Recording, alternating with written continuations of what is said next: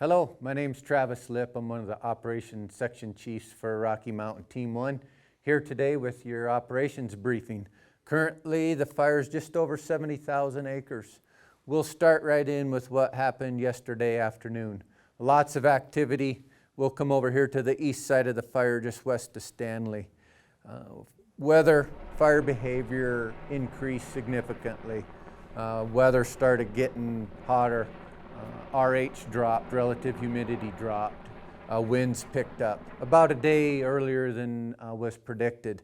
So what that caused for us was an opportunity to get in here and try to secure this east side of the fire around the communities of Homestead, Crooked Creek, Iron Creek community. With that, we ordered heavy air tankers to start dropping retardant to pre-treat some areas on the green side, on the outside areas of the fire. What we did right here just west of Iron Creek community on the Iron Creek Road, we started with our heavy air tankers dropping retardant, multiple drops of retardant, again on the south and east sides of our line. They laid retardant down along this road, Iron Creek Road, hit Highway 21, and then brought retardant back towards Crooked Creek and Homestead.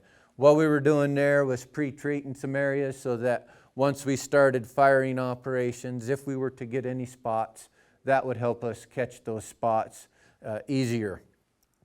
Retardant was dropped all afternoon into the early evening hours. At the same time, we had already been working on a strategic firing plan that we were going to be implementing. What that included was 4 Type 1 hotshot crews, implementing strategic firing operations, 4 different groups at the same time. So once the retardant was completed and in place, our day resources and night operations began a firing operation, strategic firing operation, again using 4 groups. Started south of Homestead, and the goal was to tie in from Homestead, around Homestead, down 21, around Crooked Creek, coming down 21, and then Iron Creek Road, just west of the Iron Creek community, and securing that stretch in with fire along the perimeter. We had those folks firing till about 1 this morning. At the same time, we had a drone, unmanned aircraft system doing some aerial ignition. They dropped about 3,000 balls interior just to try to get some depth. They did that firing till about 2 in the morning. Very successful operations. Limited spotting. We're able to complete that section of line. It's hard to see probably, but all the way from Homestead down around Crooked Creek 21 to the west side of the Stanley community. What we're looking at this morning is opportunities, or later today, to continue some firing operations along the Iron Creek Road, 706 Road, utilizing that road and some dozer line, but it would start from west going to the east, again, just to further secure that area and potentially assess continuing some aerial ignition operations. So you've seen a lot of heavy air tankers. You've seen 4 Type 1 helicopters dropping water. What they were doing is trying to slow up some of the areas where it was spotting into open meadows, just trying to reduce some of that intensity while we got folks in place and started ignition operations. At the same time all that was going on, we continued to have our structure folks in all around the structures, communities, ready to go and support those firing operations with hose lays, sprinkler systems, and that type of work.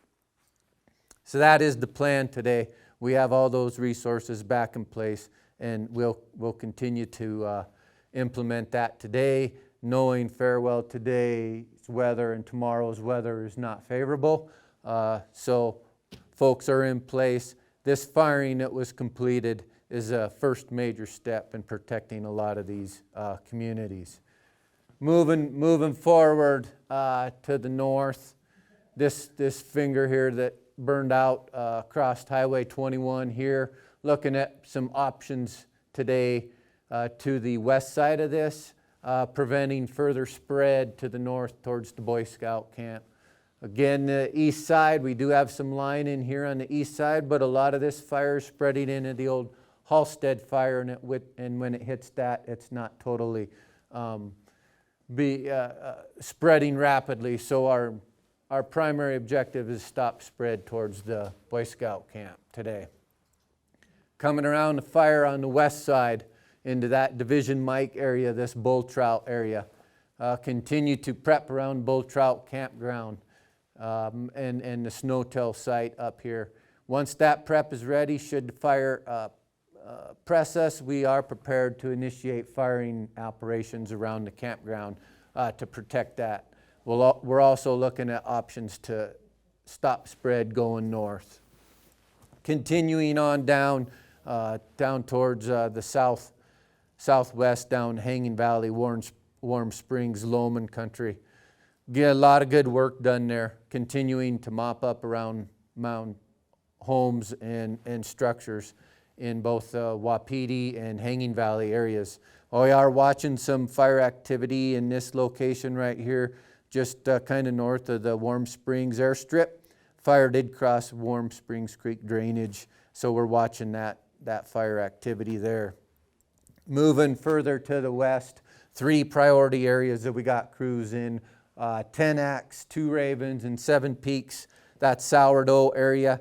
We continue to have folks in there. They're prepping, doing structure defense, putting in hose lays, putting in pumps, getting porta tanks set up at the same time, getting some dozer line locations cleared to potentially put some dozer line in, and then some hand lines. So we got a mixture of crews and engines in there supporting that operation as well.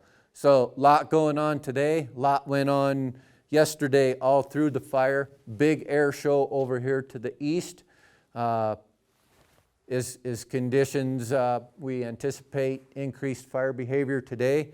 We have a full range of aircraft available to us. Heavy air tankers, scooper planes, Type 1 helicopters. So we're ready if needed to grab those should activity dictate. I'll end with we continue throughout the whole fire area, all divisions, all the way from east to west. We continue to get resources in, hand crews, engines, overhead personnel, and we continue to spread them out into each division or each area and increase our resource presence. Have a good day.